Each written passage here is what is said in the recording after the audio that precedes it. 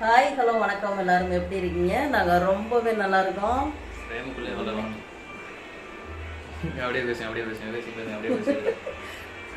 இல்லையா? இப்போ வளரக்கூடாதுங்கிறது. இப்போ பாருங்க, 7th படிக்கும்போது எனக்கு இவ்வளோ இருந்தேன். அம்மா வளர்த்தி வந்துருவானான்னு கேட்பேன். இப்போ பாருங்க, நானே சொல்றதுக்குமே இருக்கேன். எதுக்கு இவ்வளோ வளர்ந்த? நல்லா இருக்கும். இன்னைக்கு ஒரு சூப்பரான ரெசிபியோட நானும் தம்பியும் வந்திருக்கோம்.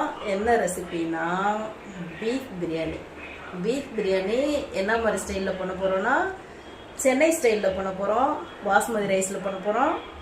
ஒரிஜினல் சென்னை ஸ்டைல் பிரியாணி எப்படி பண்ணுறதுன்னு இன்னைக்கு உங்களுக்கு சொல்லிக் கொடுக்க போகிறேன். வாங்க வீடியோக்குள்ளே போகலாம். எங்கே இருக்கு? வீடியோக்கு என்னை கூப்பிட்டு என்னை கலாய்ச்சிக்கிட்டே இருப்பாங்க, வேற வேலை. சரி வாங்க எப்படி பண்ணுறதுன்னு பார்ப்போம். ஃபஸ்ட்டு என்னென்ன போடணும் அப்படின்னு சொல்லிடுறேன். நான் பிரியாணிக்கு வந்து கட்டா பண்ண போகிறேன். கத்திரிக்காய் போட்டு கட்டா. இது மூணுமே, இந்த சின்ன வெங்காயம், இந்த தக்காளி, இது அப்புறம் கட்டாக்கு.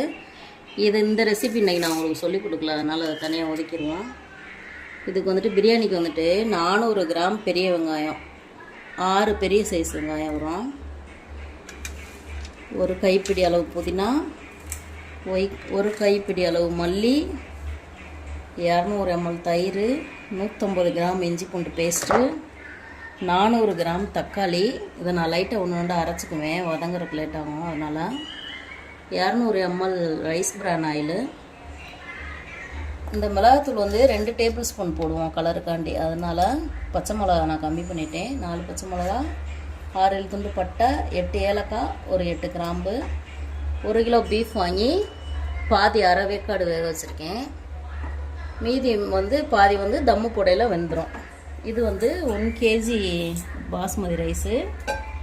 நல்லா 2-3 தடவை களைஞ்சிட்டு தண்ணி ஊற்றி வச்சுட்டு தாளிச்சோன்னா ஊறுறது கரெக்டாக இருக்கும். 1 kg வந்து இந்த அரைப்படி உலக்கில் 1.5 படி அரிசிக்கு நம்ம 3 படி தண்ணி ஊற்ற போகிறோம்.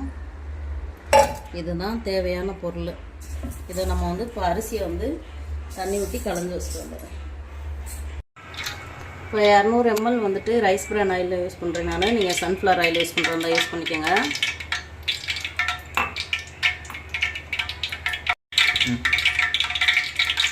பட்டை, ஏலக்காய், கிராம்பு போட்டுட்டு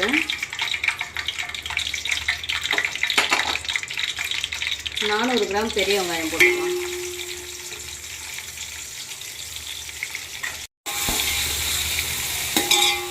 போட்டு இது அப்படியே நல்லா மூடி வச்சிடலாம். நல்லா ப்ரௌனிஷாக செவந்து வரணும். சென்னை ஸ்டைல் பிரியாணிக்கு மட்டும் வெங்காயம் மட்டும் நல்லா செவந்து வந்துருச்சுன்னா அப்புறம் எல்லாத்தையும் ஒன்றா போட்டு கிளறி எண்ணெய் பிரிஞ்சோடனே தம் போட்டுக்கலாம்.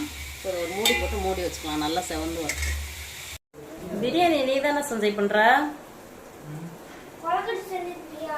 இங்கே உனக்கு கொலக்கட்டை பிரச்சனை. இங்க வா, மூஞ்சிய காமி.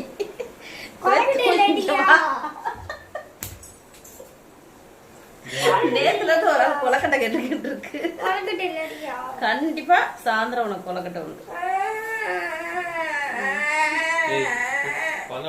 வெங்காயம் வதங்கிட்டு இருக்கு. வெங்காயத்தில் வந்துட்டு 1 ஸ்பூன் உப்பு போட்டிருக்கேன். தூள் உப்பு வந்துட்டு 1 டேபிள் ஸ்பூன் போட்டிருக்கேன். அடுத்து சமைக்கும் போது 4 டேபிள் ஸ்பூன் போட்டுக்கலாம். சரி அழுக, அதை பண்ணித்தர்றேன். சாயந்தரம் கண்டிப்பா பண்ணித்தர்றேன். கொலக்கட்டை சாயந்தரம் உனக்கு கண்டிப்பா உண்டு. பூர்ண கொலக்கட்டை. இன்னும் நல்லா வதங்கணும் வெங்காயம். நல்லா செக்கச்சவந்த வானம் மாதிரி செக்க சிவேர்னு வந்தாதான் பாஸ்மதி ரைஸ் வந்துட்டு டேஸ்ட்டாக இருக்கும். அதனால் இன்னும் ஒரு 5 நிமிஷம் விடுவோம். அந்த வெங்காயம் வதங்குறதுக்கு மட்டுமே லேட் ஆகும். அப்புறமா டக்குன்னு வேலை முடிஞ்சிடும். இன்னும் ஒரு 5 நிமிஷம் இருக்கும். இன்னும் நல்லா செவந்து வரும். இப்போ இருந்து பிரியாணி பொறுப்பை என் மயங்கிட்ட கொடுத்தாச்சு. வெங்காயம் நல்லா இந்தளவுக்கு செவந்து வந்துருச்சு. செக்கச்சவந்த வானம் மாதிரி செவந்து வரும்போது இதில் 2 டேபிள் ஸ்பூன் மிளகாத்தூள் போடுங்க. சக்தி மிளகாத்தூள் 2 டேபிள் ஸ்பூனு.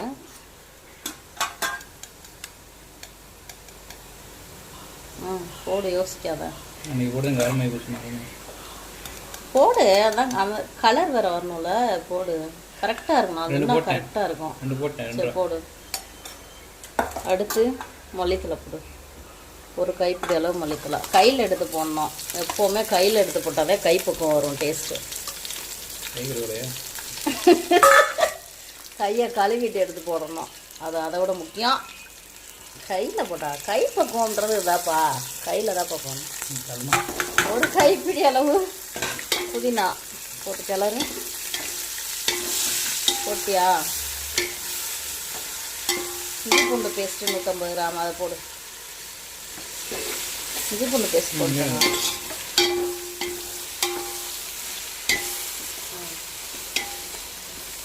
ஓரங்களையும் நல்லா கிளறணும். 150 கிராம் இஞ்சி பூண்டு பேஸ்ட். இந்த ஓரத்தையும் நல்லா கிளறணும், நடுவில் மட்டும் கிளறக்கூடாது.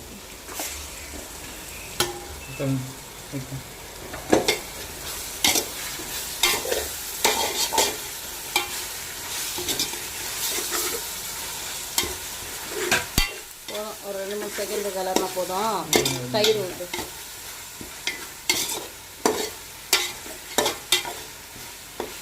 தயிர் 200 ml. பச்சை மிளகா போடு. பச்சை மிளகா நம்ம தனி மிளகாத்தூள் நிறைய போட்டிருக்கனால பச்சை மிளகா கம்மி பண்ணிடலாம். பச்சை மிளகா ஒரு 4 போதும். அதுக்கப்புறம் தயிர் 200 கிராம். புளிப்பு பார்த்துட்டு வேணும்னா 1/2 லெமன் ஊற்றிக்கலாம். 200 ml ஊற்றுறதுனால லெமன் தேவைப்படாது, ஃபுல்லாக ஊற்றி அதையும் ஊற்றிட்டு நல்லா கிளறிட்டு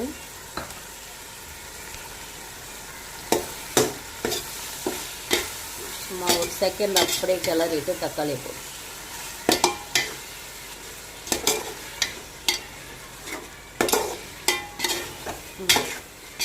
போதும். தக்காளி போடும். தக்காளி வந்துட்டு 400 கிராம்.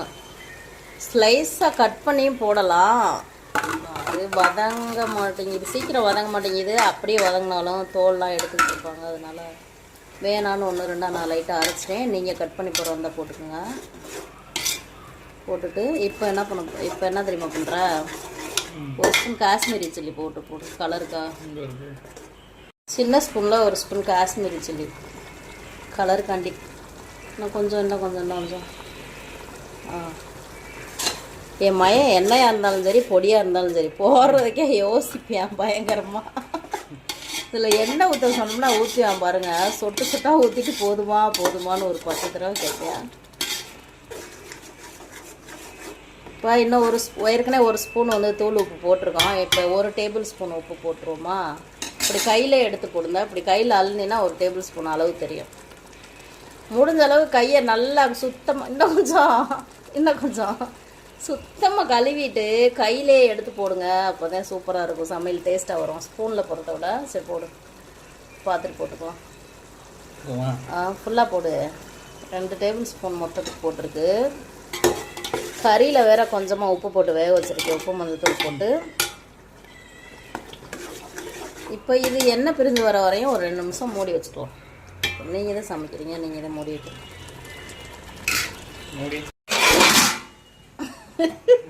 அப்படிலாம் இழுத்து விடக்கூடாது, மெதுவா. எண்ணெய் நல்லா பிரிஞ்சு வந்துருச்சு. இப்போ நம்ம வந்துட்டு பாதி வேக வச்சுருக்கோம் பீஃபு, அரை வேக்காடு. 1 kg 1 கிலோ அதை போட்டுக்கலாம். இந்த தண்ணியை வந்து வேஸ்ட் பண்ண வேணாம், தண்ணி அளந்து ஊற்றும் போது அளந்து ஊற்றிக்கலாம். ஃபுல்லாக போட்டு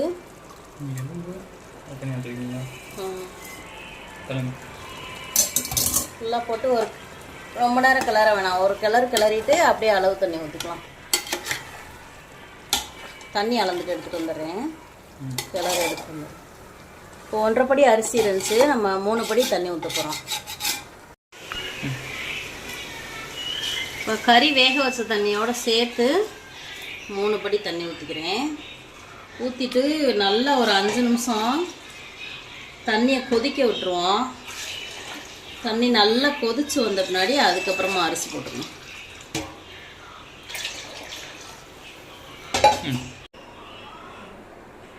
மாவா ஊறிடுச்சு. கரெக்டாக தாளிக்கும் போது ஊற வச்சிங்கன்னா தண்ணி கொதித்து தம் போடும்போது கரெக்டாக ஊறி இருக்கும். தம்பி முந்திரி பருப்பு வேணுமா? காலையிலேருந்து சாப்பிடல, டைம் 10:11 மணி ஆயிடுச்சு. இந்த மாதிரி சமைக்கும் போது என்னத்தையாவது எடுத்து வாயில் போட்டுக்கிட்டே இருந்தால் சமாளிக்க முடியும், இல்லாட்டி மயக்கம் போட்டு விழுந்துருவோம். பிரியாணி தாளிச்சு விட்டு தம்மில் போட்டுட்டு கத்திரிக்காயில் கட்டா பண்ணணும். கட்டா ரெசிபி வந்து இன்னொரு நாள் நான் சொல்லித்தரேன். அப்புறமா தயிர் வெங்காயம் ரெடி பண்ணணும். ரெண்டும் ரெடி பண்ணிவிட்டு என்னப்பா சமையலில் சின்சியராக இருக்காங்க. கொதிக்குதா? இல்லையா?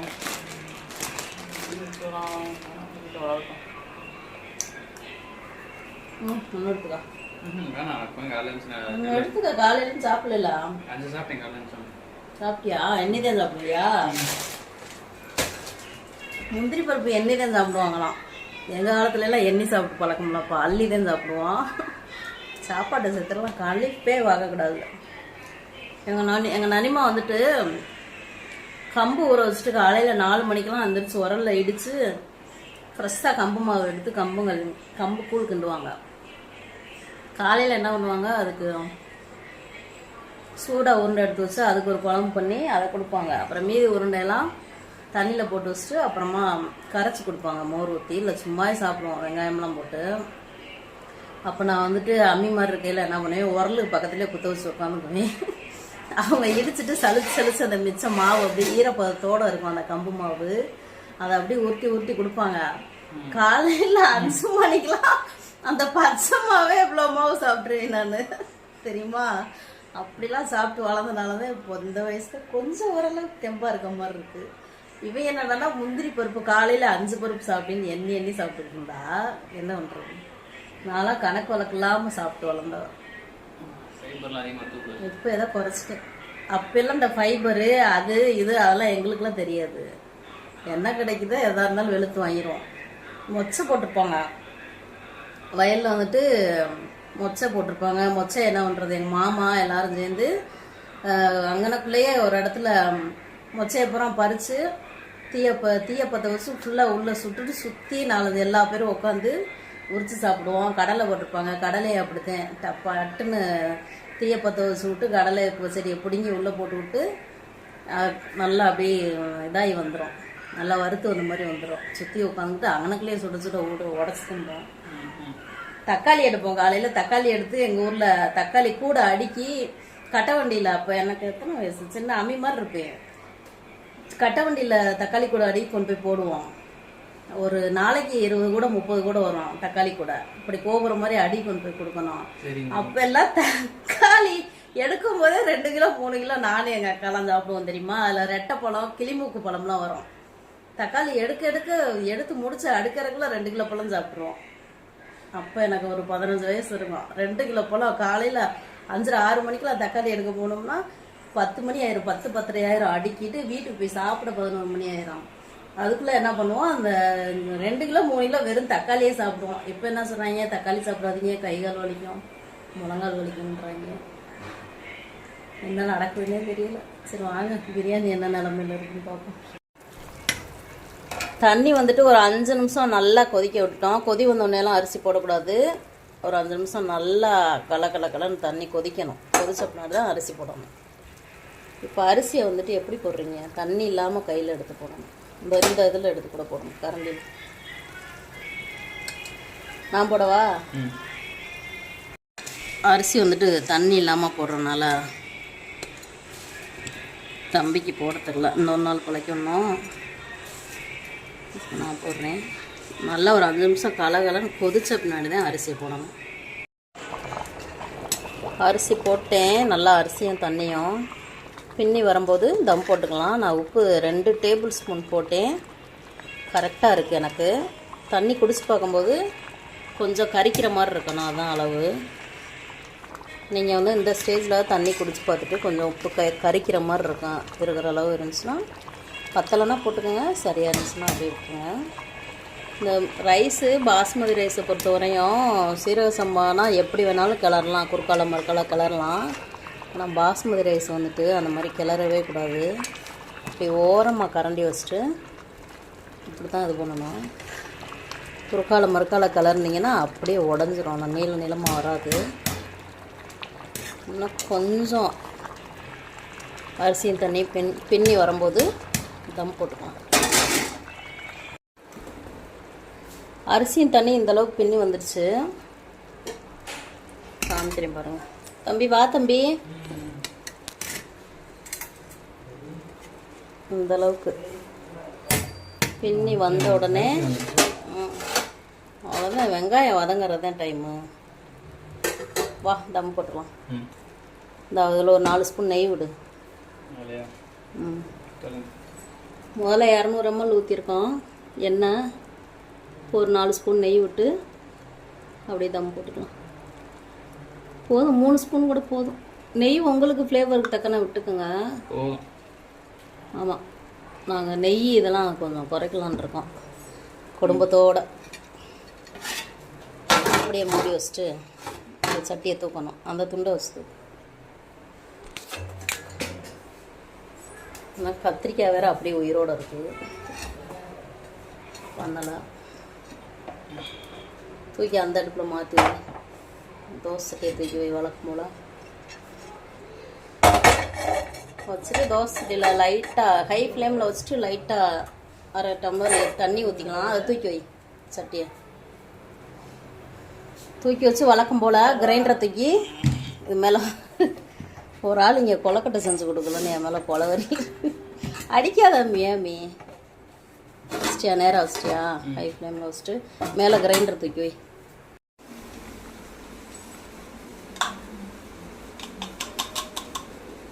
தம்பி இன்னைக்கு இலை வாங்கிட்டு வந்தானா, அதனால் இலையை போட்டு தம் போட்டுடலாம். இலை இருந்துச்சுன்னா நீங்கள் இலை வச்சே தம் போடுங்க,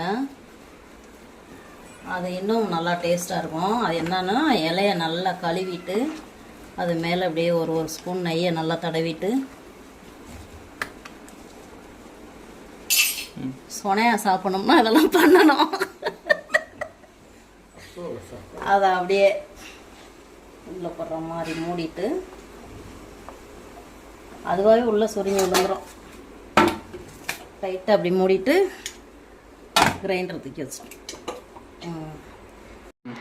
20 நிமிஷம் கழிச்சு பார்த்தா பிரியாணி ரெடி ஆயிரும். அதுக்குன்னு உங்கள் அடுப்பில் வந்து ஒவ்வொரு சமயம் கொஞ்சம் இதாக அதிகமாக எரியிற அடுப்பாக கூட இருக்கலாம். ஒரு 10 நிமிஷத்தில் எடுத்து பார்த்துட்டு மறுபடியும் இது பண்ணுங்கள். ஒரே தான் 20 நிமிஷம் உட்காந்துடாதீங்க, பிடிச்சாலும் பிடிச்சிரும். என்னோடய அடுப்புக்கு 20 நிமிஷம் வரையும் கரெக்டாக இருக்கும்.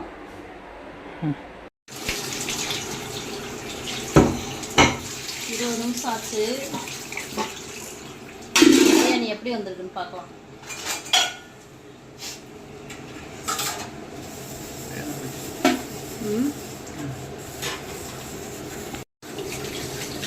அடுப்பு நான் ஆஃப் பண்ணல, ஆனில் தான் இருக்குது. அடி பிடிக்கலாம் இல்லை, கரெக்டாக இருக்குது. ரெண்டு வந்துச்சு.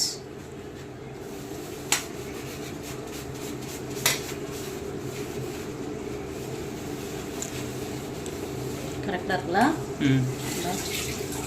பக்கத்தில் வா.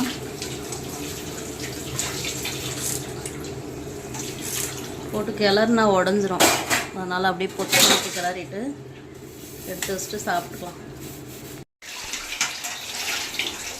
ஓரமாக எடுக்கணும் இந்த பிரியாணியை, இல்லைன்னா உடஞ்சிரும். நல்லா உதிரியாக தான் வந்திருக்கு. சாப்பாடு நல்லா வெந்துருச்சு. நான் என்ன அரிசி யூஸ் பண்ணியிருக்கேன்னா இந்தியா கேட் வாங்கினேன். இந்தியா கேட்டில் கிளாசிக்கு நல்லா இருக்கும். நீங்களும் அந்த அரிசியை வாங்கி யூஸ் பண்ணி பாருங்கள். சரி, சாப்பிட்டுக்கலாம்.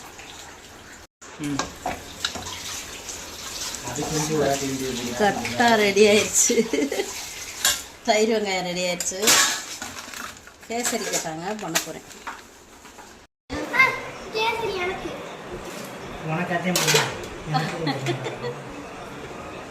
அப்படியே கேசரியும் ரெடி பண்ணியாச்சு. சூப்பரா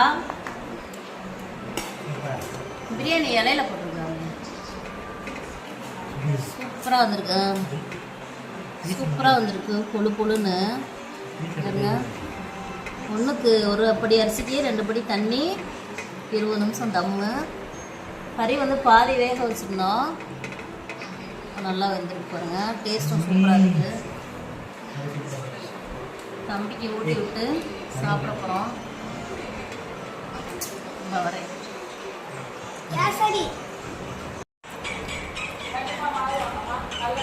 இந்த கட்டா வந்து எள்ளு, முந்திரி பருப்பு, நிலக்கல்லாம் வறுத்து போட்டு வைக்கணும். இது 100 நாளைக்கு எப்படி வைக்கிறதுன்னு சொல்கிறேன்.